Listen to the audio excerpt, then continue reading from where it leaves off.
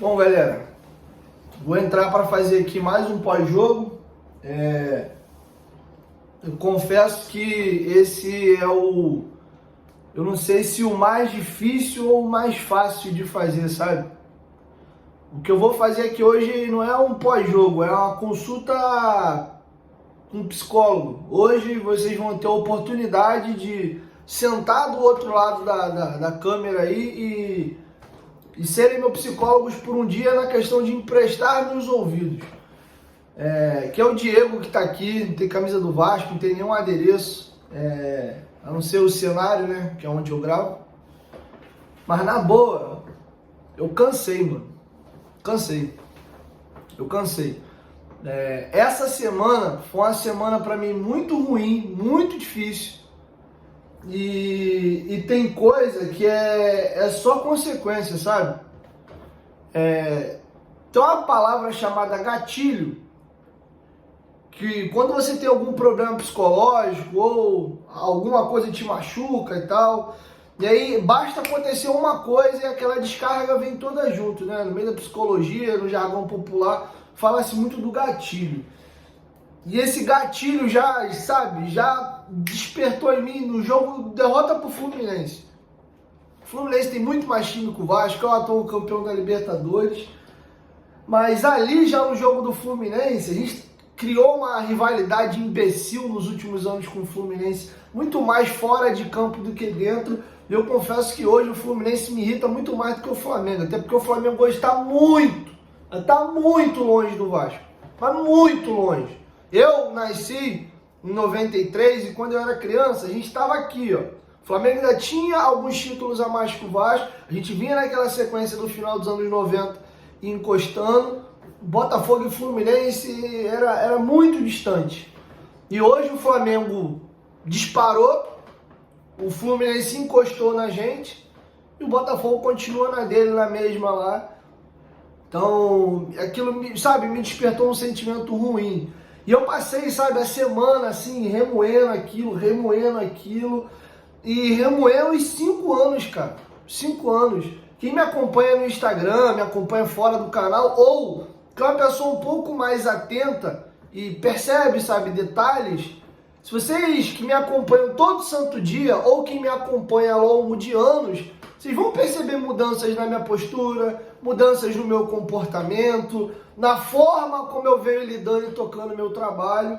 Eu tô cansado, cara. De verdade, eu tô cansado. Do fundo do meu coração, esse só não é o último vídeo meu nesse canal, porque eu não posso. Eu tenho família, eu tenho esposa, eu tenho uma família para criar e para sustentar. E hoje, a minha atividade profissional é produzir conteúdo na internet. E o meu ganha-pão hoje vem todo daqui. Porque, sendo sincero, de verdade, eu tenho mais vontade nenhuma de vir aqui, cara. Por mim, esse seria o último vídeo. Agradeceria vocês por tudo e eu ia embora. Porque o Vasco, o Clube de Regatas Vasco da Gama, tá fazendo mal pra mim. O Vasco hoje me faz mal. O Vasco desperta coisas ruins em mim. Eu sou uma pessoa tranquila, eu sou uma pessoa educada. O Vasco me faz ser um cara grosso, estúpido, quando perde ou quando tá nessas situações, desbocado, gritando igual um maluco dentro de casa. Eu demorei a gravar o pós-jogo, o jogo acabou 6 horas. Eu tô começando a gravar aqui meia hora depois do jogo, para eu minimamente conseguir colocar para fora, todo o meu ódio, toda a minha raiva e minha frustração, para eu não vir aqui e não me dar um ridículo na frente de uma câmera. Eu tive uma dor de cabeça absurda, fui lá embaixo, peguei aqui uma latinha de Red Bull, não é publi, né? Uma publi de graça aí, Red Bull. Peguei um traquinas, fui ali, comi meio pacote de biscoito. Minha cabeça começou a estourar, doer. A minha cachorra, ela sente, ela vê quando eu não tô bem, ela já começa a se tremer. Ou ela vem querer ficar no meu colo de alguma forma para ver se ela me acalma. Eu já chorei muito aqui, cara.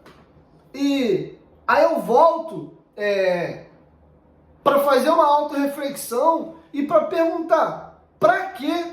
Por quê? Até quando? Até quando? A gente tem uma vida para viver. só uma. Eu vou fazer 31 anos de idade daqui a 3 meses. Passa rápido. Eu lembro de eu indo pra casa da minha mãe ano passado. Caraca, cara, eu tô fazendo 30 anos. Eu não lidei bem com isso. Me bateu um mix de sentimento, comecei a me sentir velho. Fui indo pra casa da minha mãe, ouvindo música do Toy Story, que era meu desenho favorito, e revisitando a minha infância, e vendo que a minha parte infantil, meus 20 anos de idade estavam acabando, eu comecei a chorar. Porque eu sou um cara mais emotivo. E eu falei, e aí, mano, eu tenho que acordar pra vida, o tempo tá passando, e vai fazer 1 ano já disso, cara. Mais 1 ano passou, e tô eu aqui, que nunca tive problema com peso na minha vida. Gordo, me sentindo mal, como é que eu tô hoje fisicamente, cheio de olheira. Fui dormir ontem, sabe que hora? 4h40 da manhã, sentado na minha varanda ali, pensando na vida. Mandar até um abraço, mandar um beijão pro Mário Coelho. Também por causa do Vasco, a gente, anos atrás, tivemos um problema. Ontem eu tava passando meu celular, ouvindo o Oasis, algumas fotos antigas, e lembrei de coisas boas ali que a gente viveu junto com outras pessoas. E pensando que tem coisa que não vale a pena, sabe? Às vezes a gente tem que deixar um pouco de lado as coisas ruins, a gente já conversou, já se acertou e tal. E ontem a gente ficou conversando de madrugada, ele me mandou um áudio hoje, mandou um beijão, mandou um abraço pra ele. Então assim, infelizmente, tirando a minha questão profissional, o conforto financeiro que eu adquiri, com muito mérito do meu trabalho, e aí claro com a aceitação de vocês, porque se eu fosse um merda, se eu fosse um bosta, se meu conteúdo fosse uma porcaria, eu não tinha chegado a lugar algum. Então tem mérito meu, claro, e o apoio irrestrito aí e a admiração de vocês para com o meu trabalho. Mas o que esse trabalho, o que isso me trouxe de problema nos últimos 5 anos, a coisa que eu mais amava fazer na minha vida, que é jogar futebol, não faço mais hoje. Ver Champions League, acompanhar campeonato europeu, ver futebol, sempre foi um prazer. Eu não vejo mais jogo de futebol. Futebol para mim virou tortura. Eu não vejo mais um jogo de Champions League. Eu não vejo jogo de outros clubes. Eu vejo o jogo do Vasco hoje porque é meu trabalho. E eu gosto do Vasco. E às vezes me dá raiva até de gostar.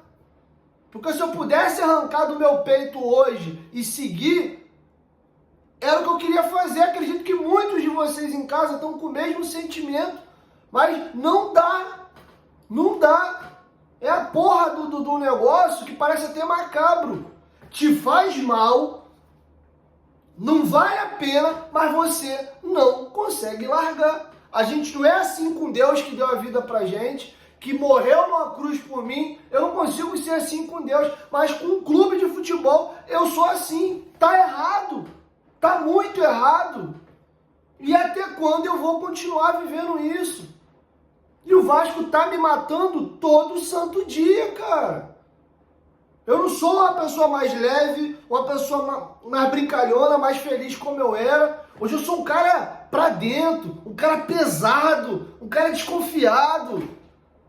Eu não tenho expectativa nenhuma com o Vasco, nenhuma. Sai o sorteio da Copa do Brasil, Vasco e o raio do time lá de São Paulo, o Água Santa. Eu já acho que vai perder. O jogo é dentro de São Januário, um time pequeno, de 4ª divisão de São Paulo, e eu acho que a gente vai perder. Não, 4ª divisão do Brasileiro, né? 1ª divisão, 2ª divisão de São Paulo. Foi vice-campeão há 2 anos atrás. Porque eu não confio mais, bicho. A gente vai pegar o Fortaleza. Qual é a expectativa que eu tenho no dia do sorteio de que a gente vai avançar? Aí a gente fica igual os idiotas, porque a palavra é essa, se iludindo. Você fica mentindo para você mesmo, querendo que a mentira que você conta para você seja verdade. E não é. No dia da eliminação para o Nova Iguaçu, eu tive uma briga com um dos meus melhores amigos. Eu não falo com ele até hoje. Mandei uma mensagem pra ele durante o jogo. Falei, tá aí a merda que você fica defendendo aí, ó. Aí a bosta de time que tu fica defendendo. Ele até tá num momento de vida diferente do meu hoje, graças a Deus, tá mais apegado a Cristo do que eu preciso corrigir isso na minha vida. Pô, irmão, que bom. Pelo menos a derrota serviu para você me mandar uma mensagem. Por isso já tô feliz. Mas é isso que o Vasco tem causado na minha vida, cara. Esse ano eu não fui um jogo em São Januário. Não pisei lá uma vez. Eu vou coletiva, tiver que trabalhar igual um cachorro, vou lá, tô lá. Jogo, não vou. Não me sinto bem. Hoje, tava arriscado, todo mundo puto. Se eu passo no meio da torcida, eu ainda ouvi groselha. Se não descambasse pra uma coisa pior. Vou colocar a minha integridade física em risco? Não vou, desculpa.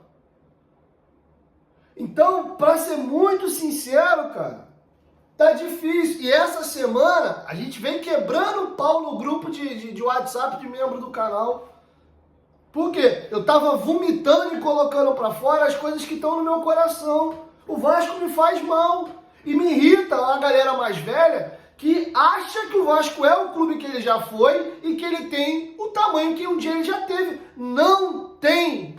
Se você é negacionista, se você quer viver congelado em 2000, problema é seu. O tempo passou, foram distribuídos 24 Campeonato Brasileiro com quem ganhou o título desse ano, mais 24 Libertadores, mais 24 Copas do Brasil, criaram-se competições novas como a Recopa Sul-Americana, como a Supercopa do Brasil, e uma galera que a gente olhava de cima para baixo foi pegando esses títulos e hoje, alguns eu olho de baixo para cima, alguns arrotando caviar, achando que ainda é o que não é mais, o que já foi um dia, e insiste que ele olhar de cima para baixo algumas equipes.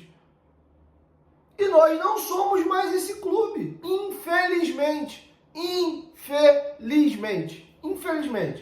Agora, ou eu aceito a realidade que está posta para mim, ou eu fico mentindo para mim mesmo. Você quer mentir para você? Você quer se fazer de otário? O problema é seu, irmão, eu não vou fazer. E sabe qual é a diferença do meu perfil para muita gente? É que eu tenho a coragem de falar aquilo que muita gente pensa, mas só fala na rodinha. Só fala aqui no meio do clube do Bolinha. Não tem coragem de externalizar para fora. Algumas das vezes que eu virei meme é por isso. Quando eu falo que eu tenho pena das crianças, que o Vasco tomou aquele pau pro Goiás dentro de casa, e é mentira. Você que tem um filho pequeno, tá maneiro pra tu? Tá bom? Como é que é a sala de aula dele? Diante de 30 cabeças na sala de aula, tem quantos vascaínos na sala? Na minha geração era meio a meio. Vai nas escolas pra você ver hoje. Quem viu a entrevista que eu fiz com o Gui no Futebolaço Podcast, nosso anjinho, mandar um beijinho pra ele, pra mãe dele também, pro seu pai, pro seu padrasto. Ele falou, com a própria boca dele lá, nem lembro qual foi a pergunta, eu não perguntei não, quem falou foi ele. Que ele é chacota na escola, que todo mundo zoa ele, que o Vasco é segunda divisão. É a realidade de quem é criança hoje. Mas aí quando eu falo, eu viro meme, eu sou motivo de chacota pra torcida. É porque eu tenho coragem de falar o que você sabe que é verdade e você empurra pra debaixo do tapete. Pode jogar na minha cara que eu chorei quando o Vasco inaugurou o CT, que tiram aquela merda de contexto como se fosse uma derrota. Mas chorei hoje, não chorei no dia do CT, chorei hoje também, de raiva, de ódio, de estar entregando a minha juventude, a minha saúde mental, infelizmente, para alguma coisa que eu não tenho retorno. Tenho retorno sim, profissional, mas de felicidade, de paz, de alegria, não tenho. Aí, eu enrolo para fazer vídeo, eu ligo a câmera muitas das vezes de má vontade, não às vezes estou a fim de fazer, mas eu tenho que fazer. A gente perdeu pro Fluminense no sábado, eu não gravei vídeo domingo, eu não gravei vídeo segunda, eu voltei a gravar terça-feira. Sabe quem que fica com esse prejuízo? Eu fico com esse prejuízo. Meu engajamento vai lá embaixo, eu não produzo vídeo, eu não gero recursos, depois eu tenho que me virar para pagar as minhas contas. Mas eu tô num dilema hoje entre a minha saúde mental, entre a minha vida, que é única, é uma vez só que eu tenho oportunidade de viver, e o meu trabalho e o sentimento que eu tenho com o Vasco. Eu tava vendo as finais agora da NBA, eu gosto muito, adquiri um gosto por NBA por causa do Vasco, que foi uma válvula de escape que eu tentei arrumar para fugir do futebol, porque o Vasco só me traz desgosto. De 2, 3 anos pra cá, eu comecei a gostar muito de basquete. E aí o Vasco empurra no resto. Por razões óbvias, hoje o Denver Nuggets tem mais time do que os Lakers. Apesar de LeBron James, etc. Tanto que o Denver foi campeão ano passado. Os Lakers abrem tomando 3-0 pro Denver Nuggets nos playoffs. Eu já acho que a culpa é minha. Até brinquei, fiz um story lá me chamando de Mick Jagger. Porque os times que eu tô só se fode. Então, assim, a minha relação com o esporte é uma merda. Eu só me fodo a vida toda. Então, é isso, tá? Pra não falar que eu não falei do jogo, já que é um pós-jogo, 4-0, a derrota mais humilhante que eu vi na história do Vasco. Eu já perdi de 6, eu já perdi de 7, mas eu nunca perdi de 4-0 dentro de casa, com 240 milhões de recurso investido para um time que acabou de vir da Série B. Em 2013, 2014, a gente tomou 5-0 do Avaí dentro de casa, mas com o Vasco estrupiado financeiramente, já na iminência de um clube pré-falimentar. É um contexto diferente. Agora, eu virar SAF, eu gastar 240 milhões e eu tomar 4-0 dentro de casa. E não foi mais, porque o Léo Jardim salvou a gente 2 vezes depois, aos 41, 42, que deram um impedimento mandrake pro time do Criciúma que não tava. O Bandeirinha devia ter deixado o lance seguir, se ele saísse o gol, se ele achasse que estava impedido, levantava a bandeira e ia pro VAR porque era um lance ajustado. Ele levantou antes, que a gente podia ter tomado 5-0 hoje de novo. Eu tô cansado, eu cansei, tá? E o Ramon Dias, eu vi que o Vasco acabou de demiti-lo, não sei se o Vasco mandou embora, ele se demitiu. O trabalho do Ramon Dias em 2024 é uma piada. O trabalho do Ramon Dias no Vasco em 2024 é uma piada. Piada. Ele tomou um totó pro Nova Iguaçu em 2 jogos. Em 2 jogos com o Maracanã lotado, porque o Ramon tem uma dificuldade enorme de leitura de jogo. É um cara que tem personalidade, é um cara folclórico, é um cara que gera identificação com o torcedor. O trabalho dele no ano passado foi pica, sim. Se não é ele, Emiliano, ele tinha sido rebaixado. Sou muito grato. Mas já desde o ano passado o Ramon tinha esse problema. As coisas acontecem no jogo e ele não enxerga. O Vasco, desde o estadual, apresentava um problema no meio-campo. O Vasco não marcava. Eu trouxe para vocês uma estatística aqui, que o Vasco era o time que menos oferecia para o adversário chute de dentro da sua área, porém era o time que mais dava oportunidade para o adversário finalizar da entrada da área, chute de fora da área. O Vasco tinha 2 marca-fofo no meio-campo, naqueles jogos ali, o Esforza junto com o Galdames, e o Zé Gabriel jogou alguns dos jogos, com um buraco enorme para cobrir, o Payet que não marca absolutamente ninguém, e aí para piorar no segundo jogo, ele em vez de identificar que o problema era o posicionamento das peças e os jogadores que ele escolheu em campo, ele acha que o problema do Vasco era só desempenho individual de atleta. Ele me volta do intervalo trocando só jogador por jogador. E aí logo depois ele me escancara o que ele fez hoje de novo. Ele tirou o meio-campista, empurrou mais um atacante e foi num 4-2-4 para cima do Nova Iguaçu. Um buraco no meio de campo e o Vasco todo exposto para o Nova Iguaçu. Hoje ele fez a mesma coisa. Quando você vê a escalação, você fala, pô, mano, ele vai botar o Payet por dentro, como ponta de lança, vai deixar o David na esquerda, porque o David vinha jogando bem, o Ryan na direita, o Rossi vinha mal. Pensei no 4-3-3 com 2 volantes posicionados na frente da área e o Payet centralizado. Mas não, o Vasco jogou hoje igual o Frankenstein. O Payet aberto na esquerda e não como um volante construtor pela esquerda. Não, como ponta mesmo. O Vasco tinha uma espécie de 2 pontas esquerda. Ficava o Payet e o David batendo cabeça um, tirando espaço do outro aqui na esquerda, um buraco enorme no centro do campo e para a direita. Era Paulo Henrique e Ryan e acabou. Não tinha ninguém para fazer a jogada aqui. E aí, eu preciso fazer um comentário sobre o Ryan. Fez gol pra cacete na base, jogador de seleção brasileira. Ryan, o jogo na base é diferente do profissional. Na base, você vai jogar contra Nova Iguaçu, Madureira, Olaria e por aí vai. Na base, esses times são muito inferiores do que os times grandes do futebol carioca. Então você vai empurrar o adversário para trás, vai amassar e tu vai ter a bola o tempo todo. Sendo que no profissional não é tanta essa discrepância assim, e no brasileiro é pior ainda. Na maioria das vezes, o Vasco, com o time que montou, ele é o pequeno. É ele que tem que correr atrás do adversário. E o Vasco tá cheio de jogador pela metade. O Ryan, com a bola no pé, entrega alguma coisa. Defensivamente, um zero à esquerda. Ajuda absolutamente nada. Ele volta trotando, parece que é um veterano de 40 anos de idade. O Payet, idem. É um jogador que veio agora de uma inatividade, quase 40 dias, teve um problema de joelho. Eu não estou me atendo ao jogo de hoje. Eu estou falando do todo.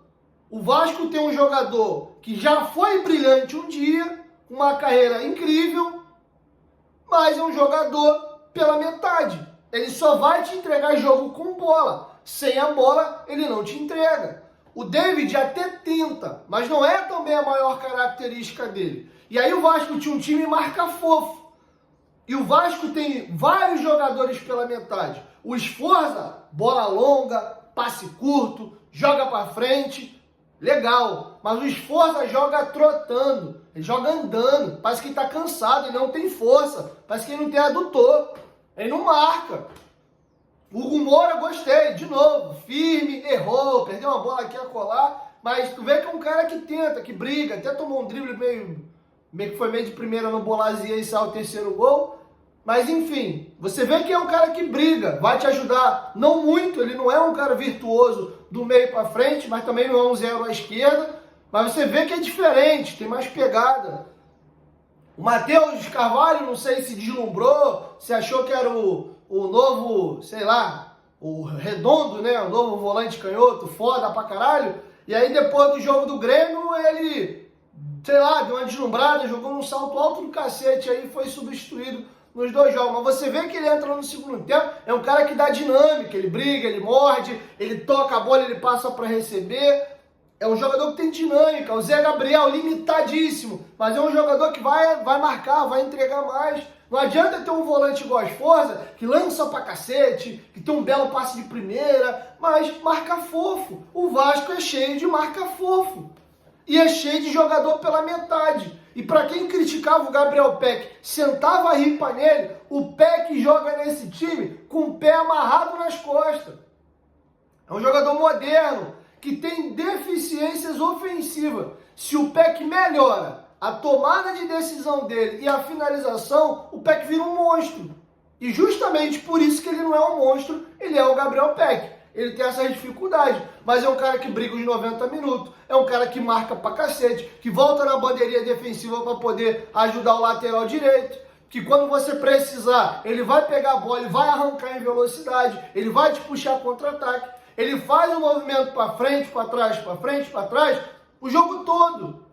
Se ele fosse melhor ou tomasse melhores decisões no terço final do campo, seria um jogadoraço, seria um craque. O próprio Adson é outro que entrou no segundo tempo, cisca, tem mais refino com a bola no pé do que o Gabriel Peck, mas também não marca. E hoje, de novo, nós tínhamos 100 milhões de reais no banco de reservas. O trabalho no Vasco é uma merda. M-E-R-D-A. Merda. Horrível. É horrível. Horrível. Vocês são horríveis. Como é que gasta 240 milhões de reais e toma 4-0 do Criciúma em casa? O Vasco não tem um time.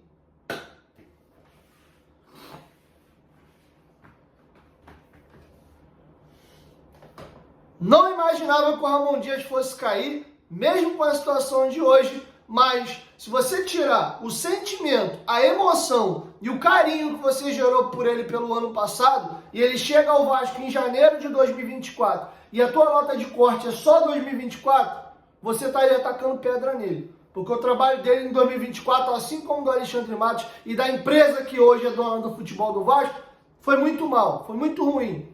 O trabalho da 777 é horrível. E aí, quando eu fico aqui sentando a marimba, igual eu tenho feito, porra, tava bom no associativo, porra, agora que é crise, porque ficou amiguinho do Edmundo e do Pedrinho, agora é pau toda hora. Não tem nada a ver uma coisa com a outra. Quem me conhece, me acompanha desde o começo, sabe que eu odeio política, eu falo as coisas pela minha cabeça. Tá melhor do que antes? Claro que tá. A gente não pagava salário, a gente não tinha uma estrutura mínima para dar condição para os funcionários e jogadores, a gente não tinha condição de ir no mercado e comprar jogador. Não sou imbecil. Óbvio que melhorou, mas muito longe do que foi prometido e do que era para ser como SAF. Falo sem medo de errar. Hoje o Vasco tem a pior SAF do Brasil. A pior, de longe. O Pedro Martins, que está vindo hoje aí, seu executivo do Vasco, sem nome nenhum, sem currículo nenhum, no Cruzeiro, ele gastou 200 milhões de reais a menos que o Vasco. Conseguiu dar um bom time para o Cruzeiro? Não. Mas ainda assim, o Cruzeiro ano passado não caiu, classificou para a Sul-Americana, caiu para o Souza esse ano na Copa do Brasil? Verdade. Mas fez 2 finais de Mineiro e em 2022 subiu campeão com o pé nas costas. O Vasco, com 240 milhões de reais, tem tido desempenho esportivo pior que o Cruzeiro, que de fato é um time limitado. Mas uma coisa é eu gastar 240, outra coisa é eu gastar 36 milhões, que foi o que ele gastou no Cruzeiro.